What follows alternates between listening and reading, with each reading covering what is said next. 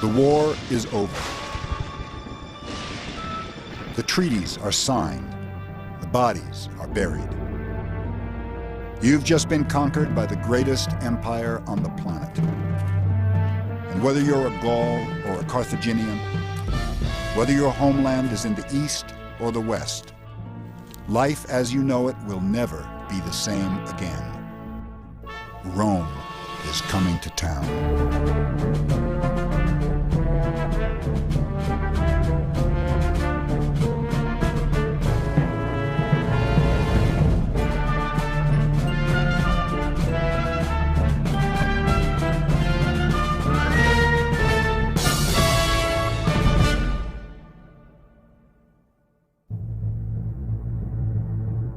Rome conquered with the brute force of her military machine, sweeping entire peoples into her empire. At its height, the empire ruled 50 million people. Greeks, Etruscans, Gauls, Egyptians, and countless others came together as a single civilization. But no one became Roman overnight.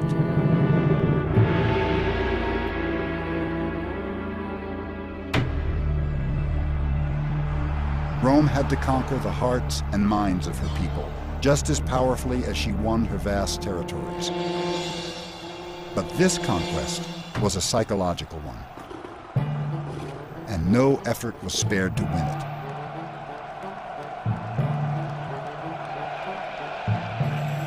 it. In a single year, 80 AD, the Emperor Titus staged the slaughter of 9,000 wild animals. Countless lions, tigers, elephants, and giraffes traveled fantastic distances to die before frenzied audiences. In a single celebration, the Emperor Trajan presented 10,000 gladiators, slaves and criminals doomed to savage combat for the amusement of Romans. The games were a kind of violent propaganda, cruel displays full of drama and excitement. The games were considered successful the more brutal they were. So a man losing his eyes, or a man losing his tongue, or a woman losing her eyes or her tongue or her fingers or her toes or whatever, that brought the people in the stands to their feet. The public became addicted to the games, and some ancient thinkers worried about the influence of so much violence on the viewer. There is nothing more harmful to one's character. When I return from the arena, I am greedier, more aggressive, and more addicted to pleasurable sensations. I am more cruel and inhumane.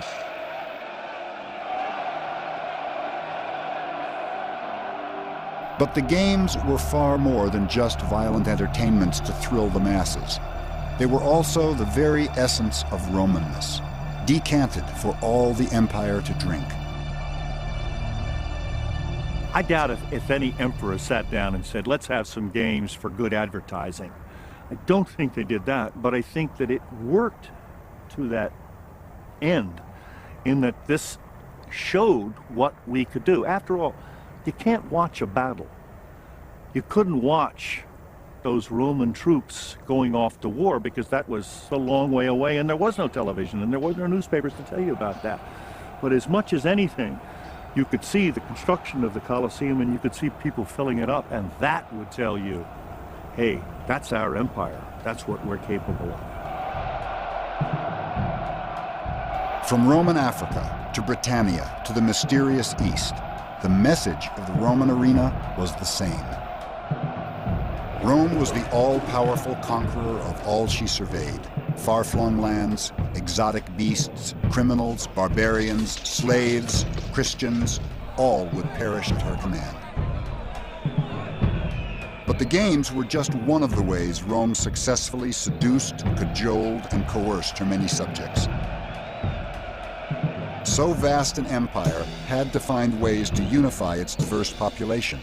Everyone had to know what it meant to be Roman. Rome had a genius for assimilating different peoples into her empire, a skill dating back to her modest beginnings. Once, Rome was just an insignificant village with little influence on the world. 350 BC. Rome had existed as an independent power for more than a century. Her influence was spreading slowly but steadily into the lands surrounding the city.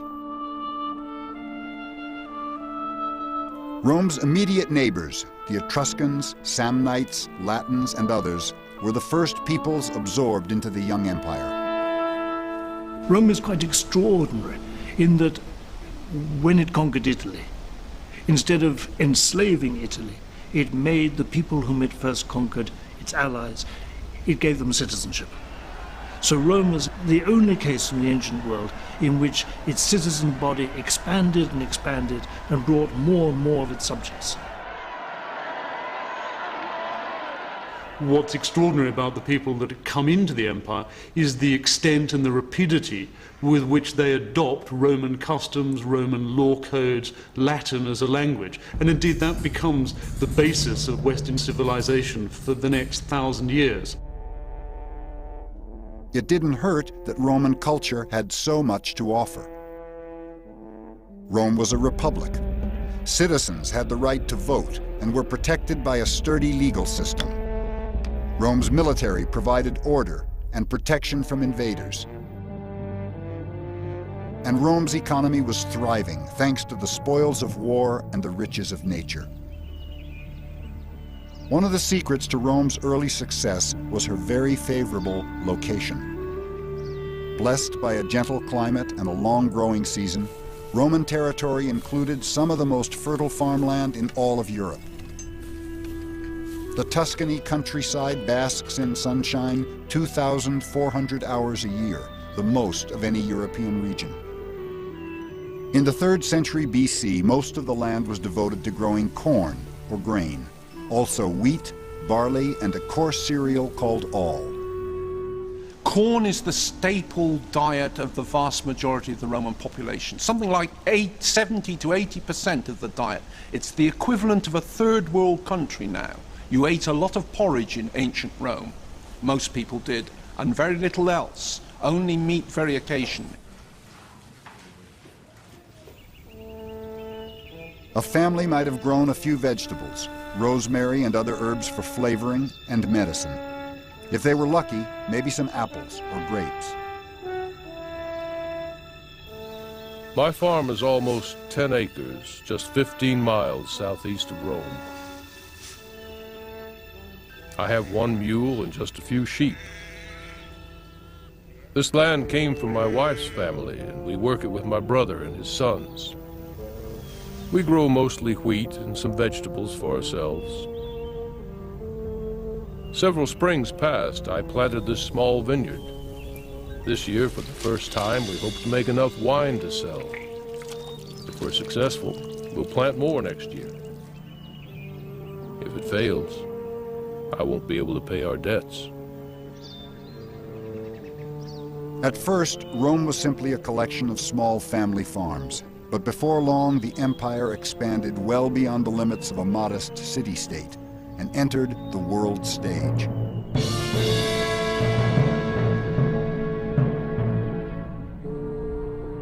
In 146 BC, when Rome finally conquered her first great enemy, Carthage in North Africa, her destiny changed dramatically.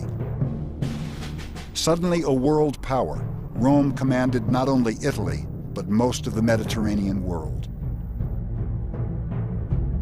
By 140 BC, Rome was still a democratic republic, but now she was also undeniably an empire, controlling more than 250,000 square miles. More than 4 million people lived under Roman rule. The great wars of expansion brought a tidal wave of riches back to Rome, a flood of instant wealth that acted like gasoline on the flames of a young economy. Spoils of war included art, jewelry, gold, and other finery, along with a different kind of commodity, slaves. Now that Rome was a world power, the rules of the game changed dramatically. Conquered peoples were no longer guaranteed citizenship or any benefits of empire. Now, if you lost the war, you were probably taken captive. If you were conquered by a Roman general and you weren't killed, you would be a slave.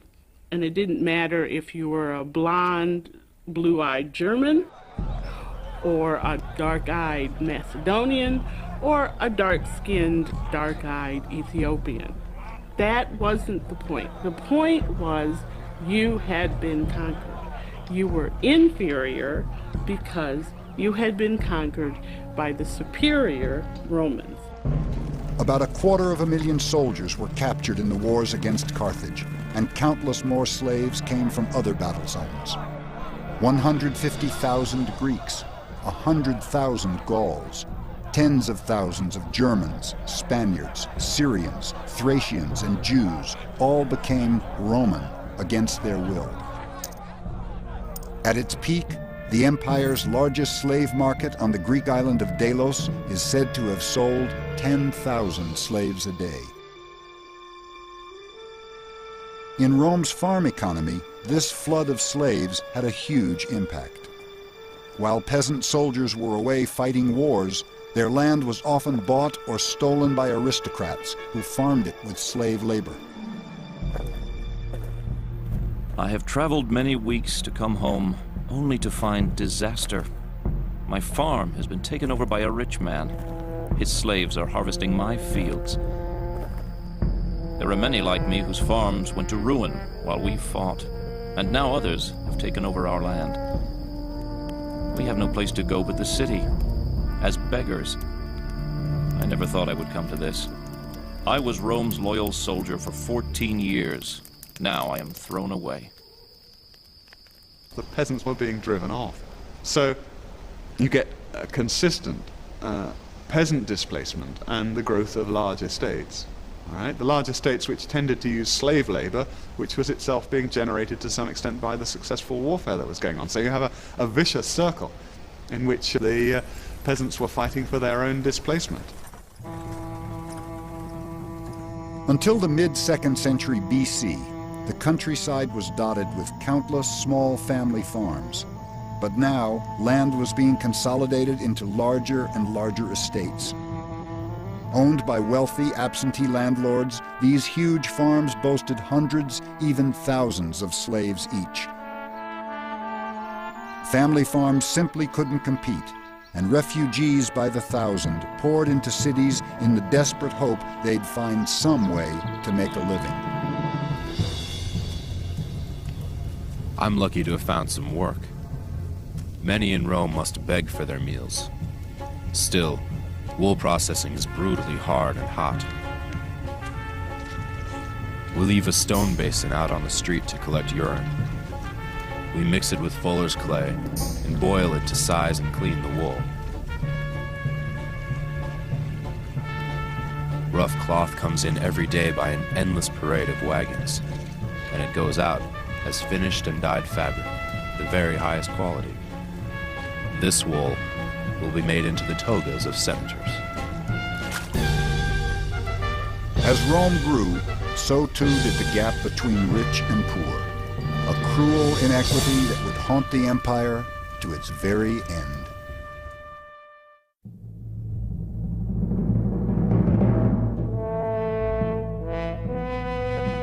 By the late 2nd century BC, so many of Rome's poor had been displaced from rural areas that cities and towns were overrun. Incredibly, the city of Rome ballooned to nearly 1 million souls. A city this size was unheard of in ancient times. Europe wouldn't again see a city as large as ancient Rome until the Industrial Revolution. What I think you'd notice, when you approached the city, you'd go through streets crowded on both sides with tombs. You'd smell bodies burning. It'd be like an American roast on a Saturday evening, except it'd be humans burning. Contrast between rich and poor would be quite striking. Rome appears like every city in the Roman Empire, except it's bigger, grander, more luxurious.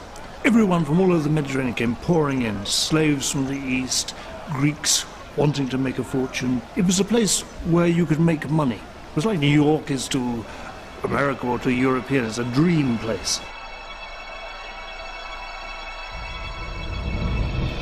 People weren't the only thing that poured into Rome. The center of the known world was also the greatest importer of everything on the planet. Everything is shipped to you, from every land and from every sea. You can see so many cargoes from India or from Arabia that you might think the trees in those countries had been left permanently bare. Egypt, Sicily, and Libya are your farms. The arrival and departure of ships never cease, and consequently, it is quite amazing that there is enough room in the sea, much less in the harbor, for the ships. Aelius Aristides. If you were rich enough to enjoy it, Rome was indeed Rome, the grand and glorious marketplace of the world. Cargo unloaded in the port was spectacular in both volume and quality. Marble, papyrus, jewels, gold, spices, silk, ivory, fur, and linen arrived by the shipload. Romans were voracious consumers of wine, oil, and wheat, and wealthy connoisseurs of the finest luxury goods their empire had to offer.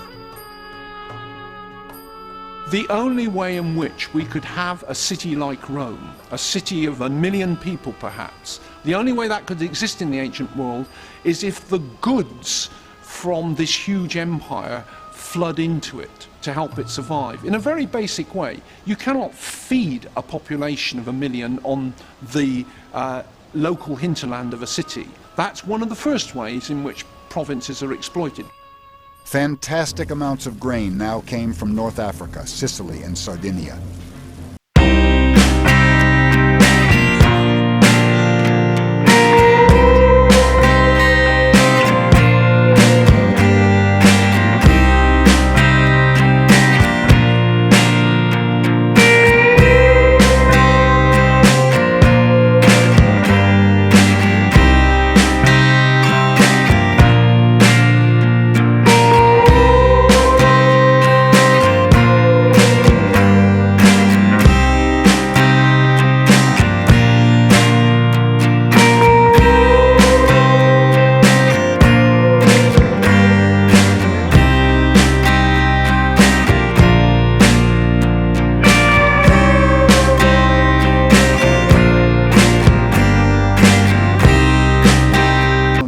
Provinces above all was Romanness.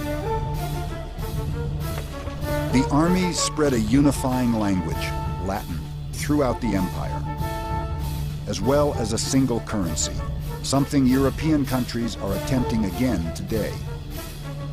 But Rome's influence went much deeper still. It's hard to imagine what thoughts went through the minds of the recently conquered when their new colonizers set about building a Roman town. Surely they knew they were conquered when they saw their humble village transformed into a majestic city of marble and stone. What's remarkable about the Roman Empire is that wherever you went, you found a Roman town. All towns were remarkably alike. So basically what the Romans succeeded in doing is spreading images of Rome all over the empire. In fact, it's not unreasonable to credit the Roman Empire with inventing the city as we know it, along with state-of-the-art technology, architecture, and building techniques. But it was sometime in the 2nd century BC that Roman builders discovered something truly momentous about what happens when you add volcanic ash to lime. When they first explained to me that we would use this ash to make a bridge, I didn't understand. It's hard to believe until you see it, but when we mix it with water, limestone, and gravel, it'll turn into stone, harder than you can believe. It's a fantastic thing. You can make a wall as hard as any stone. They called it cimentum, the first true concrete. It's the key reason why so much of what Rome built still survives today.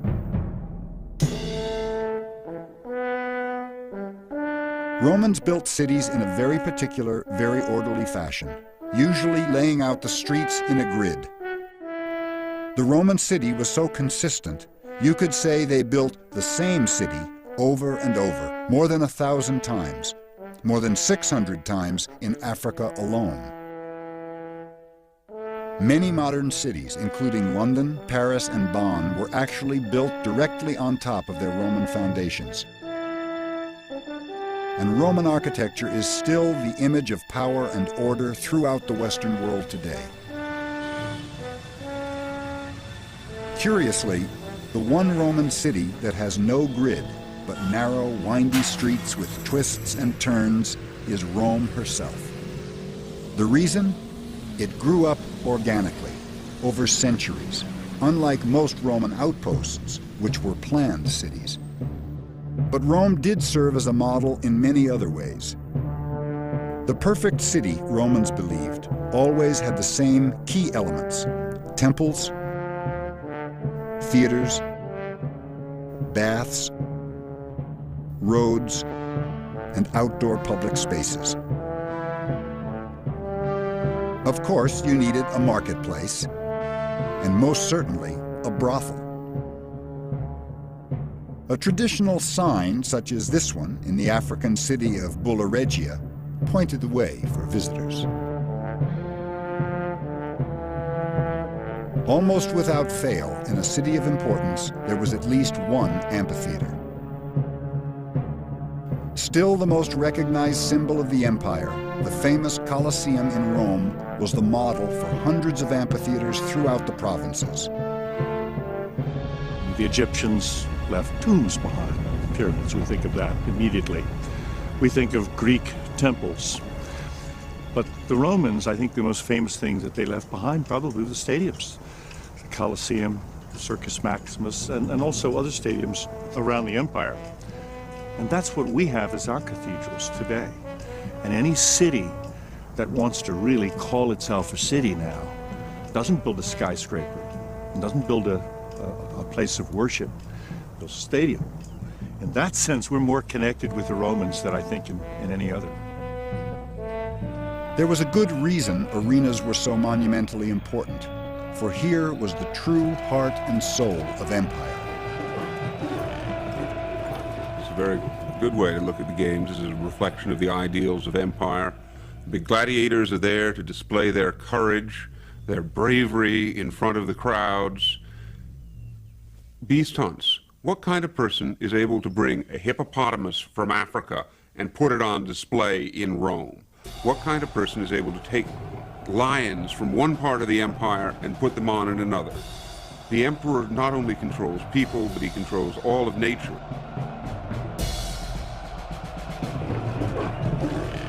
A typical day at the arena began with a beast hunt in the morning.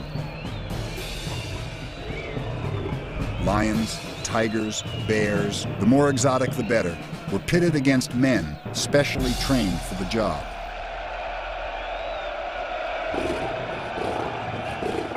Hundreds of animals at a time would die before roaring crowds, despite a few faint voices of dissent.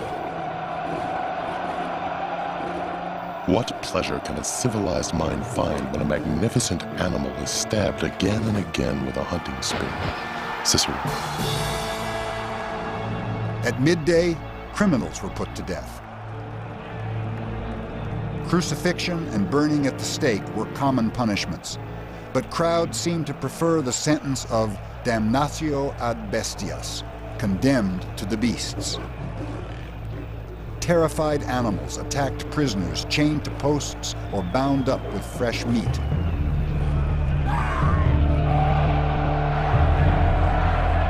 Finally, afternoon to sunset brought the day's main event, the gladiators. It's very difficult for people who admire the Romans and the glory of Rome and all that to come to terms with the fact that Romans were prepared to sit round and watch people kill each other. The explanation, I think, is that even the poorest Roman citizen got some sense of a lift out of feeling, well, at least I'm not like that. It was a way of expressing the other. of getting a feeling that there is a world out there that is different from civilization.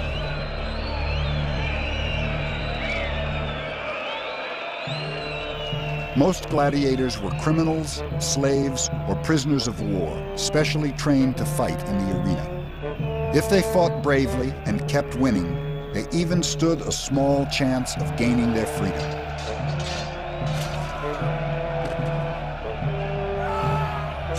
Not quite as many died in these combats as Hollywood supposed, but there was always a pile of corpses to be hauled away at day's end. The stench of death was so overpowering in the arenas that specially installed sprinkler systems sprayed perfume into the audience. In time, the foul odor of Roman decadence would grow harder to disguise.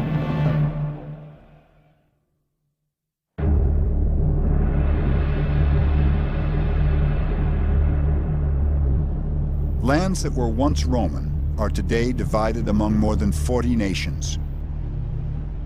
From the Atlantic to the Euphrates,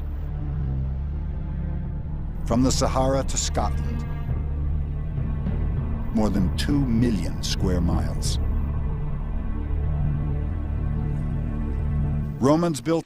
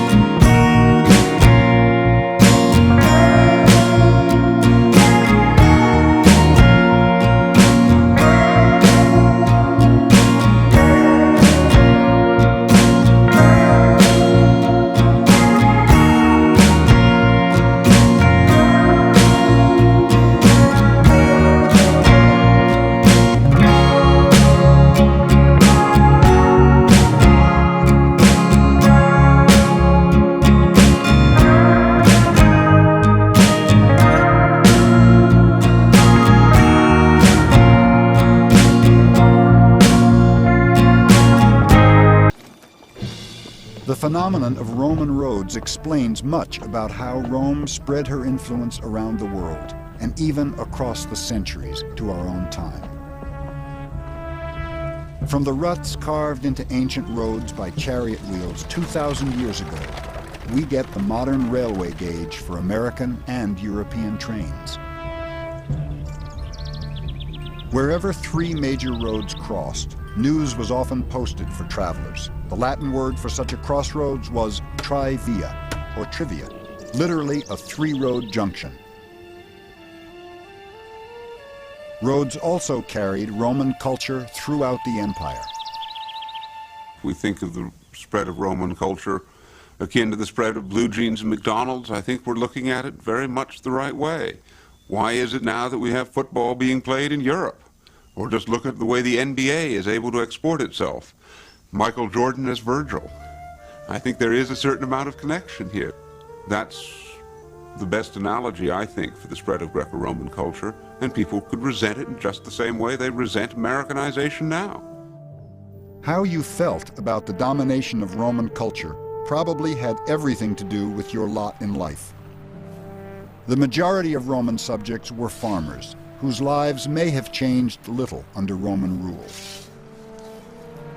The Roman Empire and Romanization, this use of Latin language is the creation of city cultures, straight roads, Roman dress, the toga, and so on, is in fact very superficial.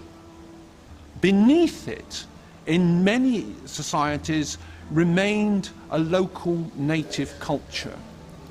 And when the Roman Empire breaks down, for example in Roman Britain, what very quickly re-emerges is that native culture that has always been there. On the other hand, if you were wealthy and lived in a provincial city like Bulla Regia or Londinium or Trier, you were in a position to enjoy the vast luxuries of empire. Buildings, roads, bridges, commerce and protection, all courtesy of the conquering Romans, made life in a provincial city quite a bit more comfortable and healthy. Romans enjoyed a technology boom unprecedented in ancient times. Their ingenuity brought the world everything from a two-cylinder pump used for firefighting to sophisticated weaponry, a rotary flour mill, water-powered machinery, pipe organs, padlocks, lightning rods, and even elevators. But of all the wonders Rome brought to the world, to the common man, perhaps the greatest luxury of all was fresh, clean, running water. Spectacular and brilliantly designed Roman aqueducts brought a continuous flow of water out of the mountains and into town. Sophisticated engineering built an ingeniously simple structure, graded ever so gently, so gravity did all the work. Thus, millions of gallons moved hundreds of miles to the spot where they'd be used, all without need of fossil fuel, electric pumps, or human effort. Some ancient cities had 2 to 3 times as much water per person as many cities today. The aqueduct was a feat of engineering so impressive, Romans themselves imagined we might marvel at them long after their builders were gone. Will anyone compare the idol pyramids to these great aqueducts, these indispensable structures? Anonymous. Public baths, fountains, and even the wealthiest homes were provided with clean running water. Sewers channeled waste into rivers or seas, providing a level of sanitation not matched for nearly 2,000 years, and still not met today in some parts of the world. On the whole, the provinces thrived under Roman rule. But if many enjoyed the prosperity of empire, what of those who suffered cruelly to provide it? There was a well-known saying in ancient Rome: "Every slave is an enemy we harbor." Indeed, every master feared his slaves, some with very good reason. By the 1st century AD, the number of slaves had skyrocketed. Now, an astonishing 1 in 3 inhabitants of the Roman Empire was a slave, around 16 million people. Slaves still worked the fields, but now many also toiled in mills, gold and silver mines, and other labor-intensive industries.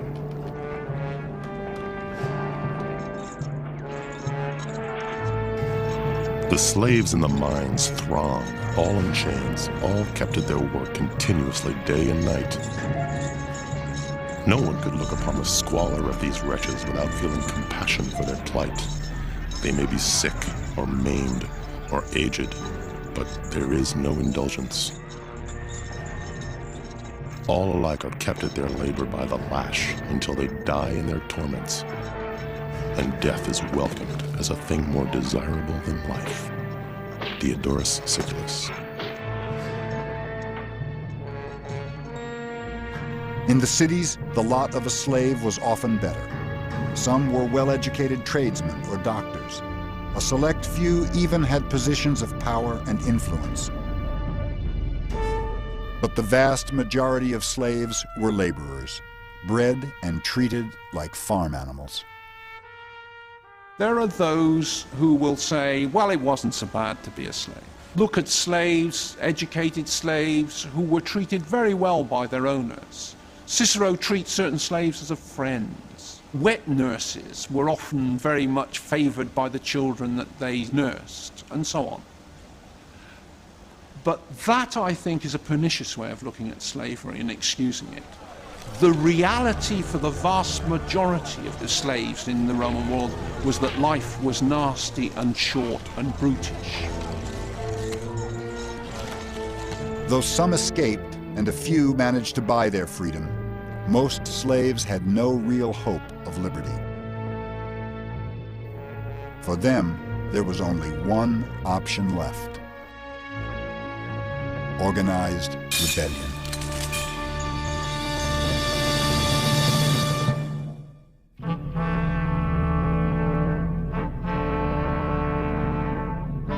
Sicily, 140 BC.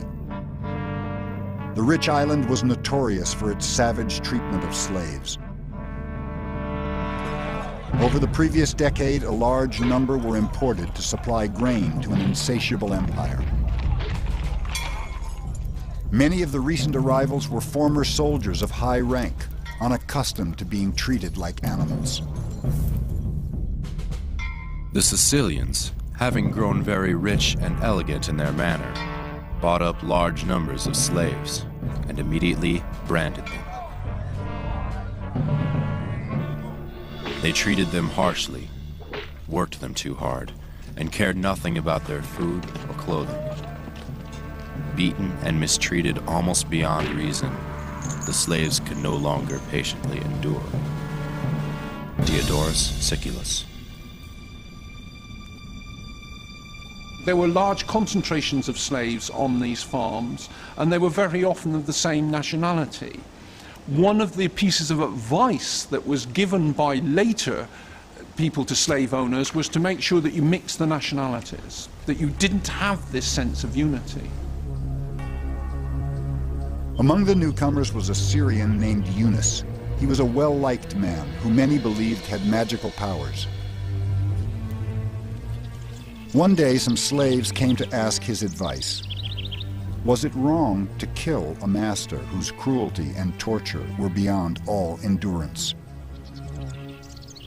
Yunus considered the question carefully. His answer was action. He rallied and armed 400 fellow slaves. Yunus led his rebel army on a rampage of pillage and murder, killing every master they could find. The slaves proclaimed Yunus king, and their revolt caught fire. Armed with axes, meat hooks, hatchets, clubs, whatever they could find, including kitchen utensils, the slave army soon exploded into a force 70,000 strong. As word spread, uprisings broke out all over the empire, even in Rome. Smaller revolts were put down quickly, but in Sicily, Yunus's troops often outnumbered the Roman soldiers they fought. For 7 bloody years, the war raged on. When Rome finally sent enough forces to quell the rebellion, the legions massacred 20,000 slaves. They were crucified, hung in chains, or hurled from the city walls. To the very end, Yunus fought on, but Roman legions captured the beloved slave king. His gruesome fate was to die in prison, his body eaten away slowly by lice. It was the first true slave revolt against Rome, but it wouldn't be the last. The gap between rich and poor had become a gaping chasm.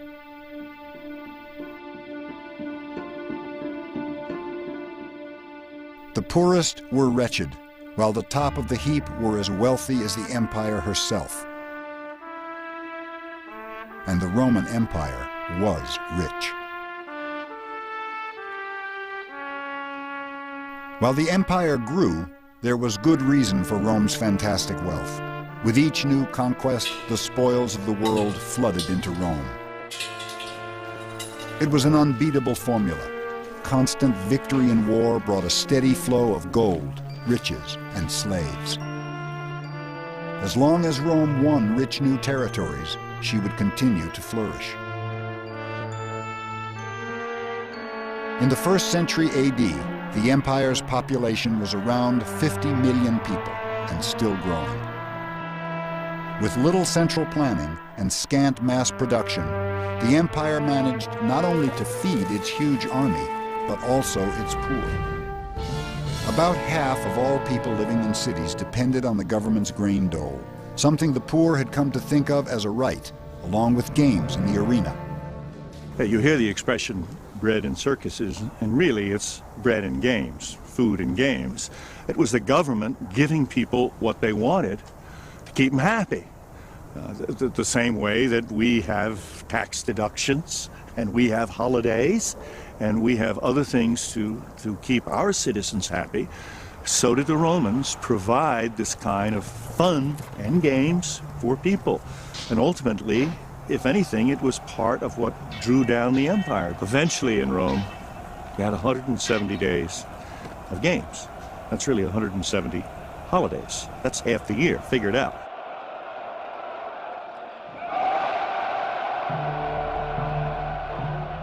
Beginning in 31 BC, the famous Pax Romana was a period of splendid prosperity for the great empire. 2 glorious centuries of peace and order blessed Rome and her colonies. And even now the empire grew, in the 2nd century AD, shifting eastward to add Mesopotamia, Syria, and Arabia. The empire now stretched 3,000 miles from end to distant end. Riches continued to pour in. The population grew. People lived longer lives, and the land yet gave forth its generous bounty. It must have seemed like Rome could go on forever.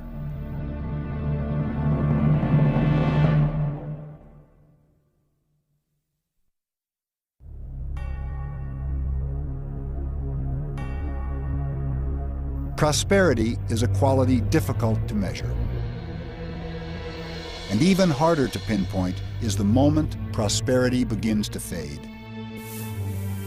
Did anyone, farmer, soldier, slave, or craftsman, mark the day the Roman Empire ceased to rise?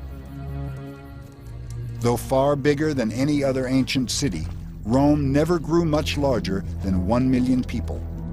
After 106 AD, the empire too ceased to expand. On one front, growth was halted by the Atlantic Ocean. In Africa, it was the Sahara Desert, a place Romans said had not a drop of water anywhere in ground or sky. To the north, climate set the boundary. Expansion went well into present-day Germany, but Romans never ventured far from land where they could grow olives and grapes. They went beyond the world of the olive and the vine into northern Europe, beyond the Black Sea, and they thought this was a very strange world indeed, because they crossed these sort of vegetable boundaries, if you like, into a world that was full of beer drinkers, in which people cooked with butter rather than olive oil. Vita vinum est. Life is wine. And that was true for most Romans. Life was wine. So the final push took them eastward. The last great conquest was Dacia, a rich empire in modern-day Romania. The Emperor Trajan's great victory there in 106 AD brought spectacular spoils back to Rome. Tens of thousands of slaves, 182 tons of gold, 165,000 tons of silver. Treasure enough to transform the city of Rome. Grand new monuments, including the spectacular Trajan's Column, depicting every phase of the Dacian Wars. Treasure enough to stage the last great victory celebration. 35 days of non-stop games and partying. This great haul of spoils was spectacular and awe-inspiring, but it was also the last. Never again would splendor on this scale rain down on the empire. It was a grand and glorious time, a time of excess and celebration.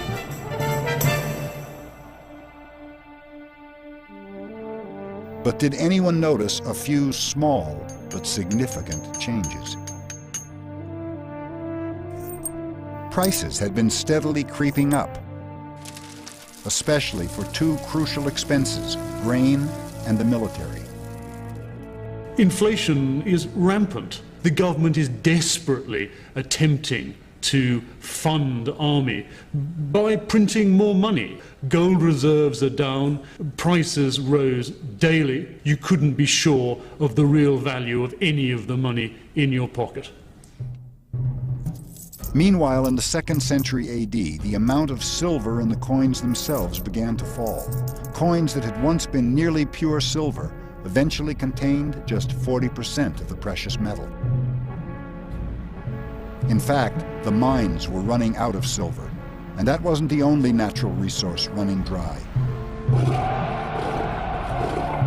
Africa and the East had been so plundered for wild animals to supply the games that some were becoming hard to find. At least one species, the Moroccan elephant, was driven to extinction. There were other small, almost unnoticeable signs of a change in the winds of prosperity. Ancient writers spoke of corruption and greed resulting from Rome's immeasurable wealth. Fortune introduced an excess of wealth, and morals collapsed before prosperity. The spoils of war encouraged extravagance. Public office was stolen through bribery. Trust was shattered, and war was a source of profit for many. Lucan. Romans began to see extremes of wealth and luxury as a vice. But at the same time, a universal hatred for the tax collector made tax evasion something of a sport. Should you wish to abuse a tax collector, you might try saying burden, pack animal, sneak thief, shark, oppressor of the downtrodden, strangler, nail in my coffin, and all the other vile terms you can find. Petronius.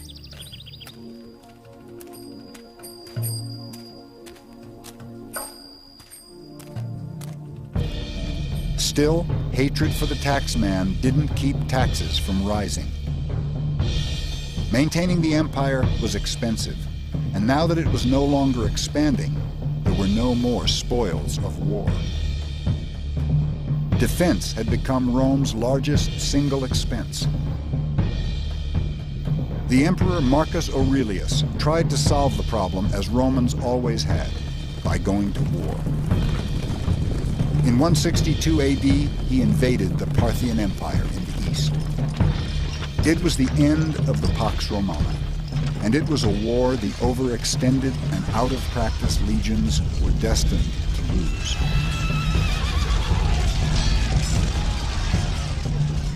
When the soldiers returned to Roman soil, they carried a few treasures and something else. Of all the things Romans had brought home from abroad, this final import was as ironic as it was devastating. We are soldiers of the 15th Legion. We've been at war against the king of Parthia. We took the capital city, but held it only a short time. In retreat, we've had to hide our spoils along the way. Most of the legionaries are sick. Soldiers who were hale and celebrating with us just a few days ago are dead. The towns where we usually stop won't even let us in. They say we're doomed. They say it's the plague. To this day, no one knows exactly what dread disease those soldiers carried home from the east. Probably not the bubonic plague that ravaged Europe centuries later, but something just as horrible. Uncounted thousands died in Rome and other cities across the empire. Such great pestilence devastated all Italy that everywhere estates, fields, and towns were left deserted. Without farmers or inhabitants, they reverted to ruins and woodland. The disease spread like wildfire, hitching a ride with those who traveled the great roads of empire. It is said a quarter of the population died. From the frontiers of the Persians as far as the Rhine and Gaul, the foul touch of plague polluted everything with contagion and death. Ammianus.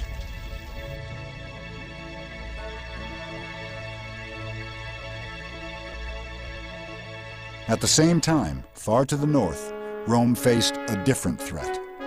Barbarians had been massing along the borders for some time. It's impossible to know if the German tribes perceived the weakness of this moment, some desperate change in Rome's luck in the throes of the plague. What we do know is they chose this moment to attack. For the first time in 200 years, a foreign army crossed a boundary, the Danube River, and invaded the Roman Empire. The Roman legions chased them back, but it was only a taste of what was to come. Rome was now, and forever after, looking over her shoulder. Did anyone actually notice the bloom was off the rose? It's more likely the moment quietly came and went. The empire was by no means at an end. Its fortunes would ebb and flow for centuries yet. But the greatest empire the world had ever known was now slipping through Rome's grasp. Whatever you choose to call it, arrogance, greed, corruption, cynicism, or simple bad luck, whatever it was, one day the slow decay of power and glory began. And the Roman Empire ceased its splendid rise.